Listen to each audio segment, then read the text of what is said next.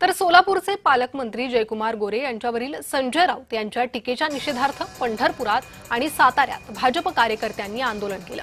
आंदोलकांनी संजय राऊत यांच्या छायाचित्राला प्रतिकात्मक जोडे मारत निषेध व्यक्त केला। शिवाय संजय राऊतांविरोधात जोरदार घोषणाबाजी केली। संजय राऊतांनी यापुढे जयकुमार गोरेंबाबत असं वक्तव्य केल्यास त्याचे गंभीर परिणाम होतील असा इशारा आंदोलकांनी दिला।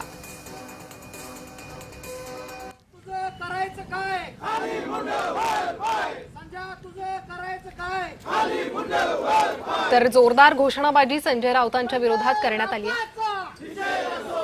संजय राऊतांविरोधात घोषणाबाजी करत त्यांच्या छायाचित्राला जोडे मारत निषेध व्यक्त करण्यात आला। सातारा पंढरपुरातील हे आंदोलन भाजप कार्यकर्त्यांनी आंदोलन केलं।